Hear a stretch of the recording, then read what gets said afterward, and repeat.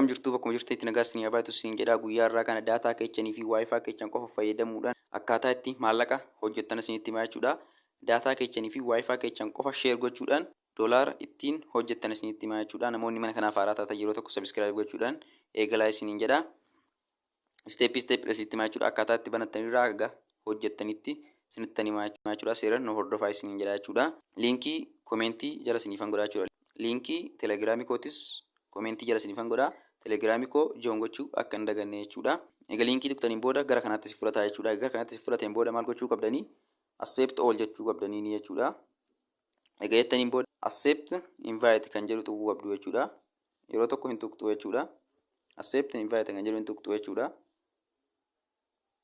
Hin tuqxu jechuudha. Egaa tuqxaniin booda fuula kana fakkaatu isiniif fida. Create an account jedha jechuudha.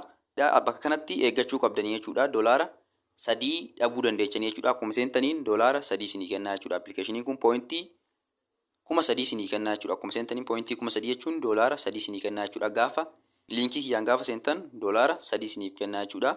Liinkii kiyyaan gaafa seenne immoo homaa isiniin kennu jechuudha. Doolaara 3 akka hin dhabne bakka koodii kana guutuu qabdu jechuudha. Riferaal koodii kana guutuu qabdu jechuudha.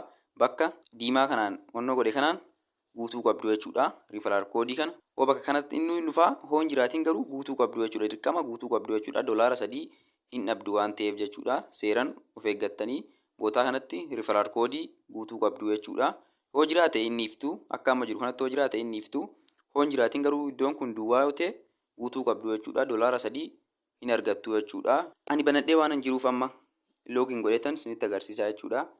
Ani amma banadhee waan tureef loogiin nan godhaa jechuudha. Isin amma maal gochuu qabdanii yookaan googilii kana tuqxanii imeelii keechaniin banachuu dandeechanii jechuudha. Kun imeelii keechaniin barreessitu paaspoortii keechan hin guuttu jechuudha. Bakka imeel adirees kan jiru kanatti imeelii keechaniin guuttu create paaspoortii kan jedhu paaspoortii mataa keechanii continue with email jettanii banuu dandeechanii jechuudha. Yookiin immoo karuma salphaadhaan googiliidhaan karaa googiliitiin banachuu dandeechuu jechuudha. Ammaan loogiin godhetan banaa jechuudha. Ani amma loogiin godhadheetan banadhaa jechuudha. Kanaan dura banadhee waan tureef amma loogiin godheetan banaa jechuudha. Isin banuu qabdanii jechuudha. Haala isinitti agarsiisanii banuu qabdanii jechuudha. Continue with Google email jedhanii haaluma laaltaniin banamee jira jechuudha. Maal gochuu qabdanii amma appilikeeshinicha buufachuu qabdanii jechuudha. Isinii appilikeeshinii buusiniin jedha jechuudha. Appilikeeshinii san daayilood gootu jechuudha. Appilikeeshinicha daayilood gochuu qabdanii jechuudha. Yeroo tokko bakka kana hin tuqxu jechuudha. Daayilood gochuu qabdanii jechuudha. Appilikeeshinicha daayilood gootu jechuudha. Egaa appilikeeshinicha buufattanii tuqxaniin booda wanta kana isinii fida scroll gootanii agiriyeettuuni jechuudha.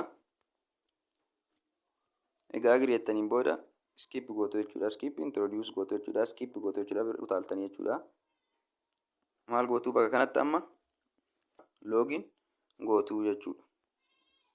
Loogiin godhattu jechuudha. Kanaan dura bantanii waan jirtaniif loogiin gochuu qabdanii jechuudha. Loogiin gootu jechuudha. Imeelii duratti galchitanii fi paaspoortii duratti galchitan deebitanii galchitanii banuu qabdu jechuudha. Loogiin gootu isinii banaa jechuudha. Imeelii keechanii fi paaspoortii keechan akka hin daganne ittaansuudhaan hin bantuu jechuudha. Loogiin in with email jennaan jechuudha. Egeettaniin booda maal jettu start setup jettuuni jechuudha. Egeettaniin booda qabdanii give permission kan jedhu hin tuqxu jechuudha. Give permission kan jedhu hin tuqxu. Egeettaniin booda allow gootu jechuudha. Yes jettanii maal gochuu qabdanii set mobile limited dha jechuudha. Limited gochuu qabdanii jechuudha.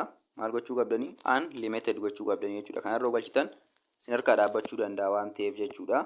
Maal gochuu qabdanii unlimited gochuu qabdanii jechuudha. Unlimited ta'uu qaba jechuudha. Isin harkaa dhaabbachuu danda'a jara kaan irratti waan ta'eef unlimited gochuu qabdanii jechuudha. Setup jettuuni jechuudha. Egeettaniin booda kallattumaan appilikeeshinichi isinii banamaa jechuudha.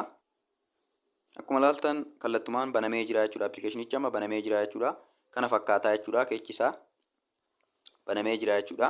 Daayilood godhee achirraa daayilood gootee appilikeeshiniidhaan buufattee banachuu qabda jechuudha. Akkuma laaltan kana fakkaataa jechuudha. Banamee jira jechuudha. Bakka kanatti note sharing jechuun qabu jechuudha. Connect jechuu qaba jechuudha. Bakka mallattoo akka onlaayiniituun ifuu qabdu jechuudha. Connect jechuu qaba jechuudha. Boota kanatti connected hojjechaa jira jechuudha. Appilikeeshinii kanaan immoo invite friend nama 3 yoo affeerte poointii 500 siif kennaa jechuudha. Poointii 500 siif kennaa jechuudha. nama 3 gaafa affeerte pointii 500 siif kennaa jechuudha. Doolaara 20 gaafa guuttan baafachuu dandeessan jechuudha. Invayitiidhaan sirriitti hojjetaa jechuudha. Namni tokko gaafa doolaara 20 guutee baafate doolaara 5 siniif kennaa jechuudha. Pointii 5,000 siniif kennaa jechuudha. Pointii 5,000 jechuun doolaara 5 jechuudha. Pointii 20 gaafa guuttan doolaara 20 baafachuu dandeechuu jechuudha. Gaafa immoo akkamitti nama affeerraa gaafa jettan maalidhaa? Share link kan jedhu kana yeroo tokko tuqxanii copy gootanii share your referral link jedha jechuudha. Share gochuu dandeessan jechuudha. Akka tuqxanii linkii san copy gootanii namaaf erguu dandeechuu jechuudha. Linkii san copy gootanii namaa erguu dandeechuu jechuudha.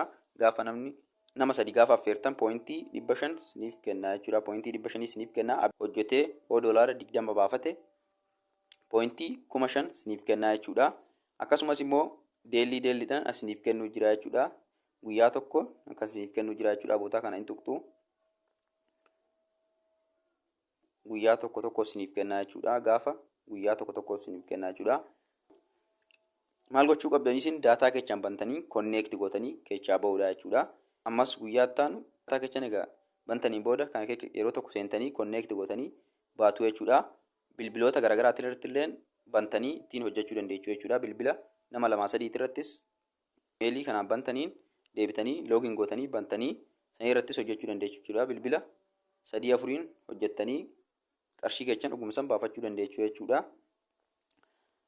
Namoonni mana kanaaf haaraa taatan subscribe, like gochuu akka hin daganne isiniin jedha. Telegiraamii kootillee join gochuu akka hin daganne kana fakkaataa jechuudha. Viidiyoo itti aanu immoo akkaataa itti withdraw gootan isinitti himaa jechuudha.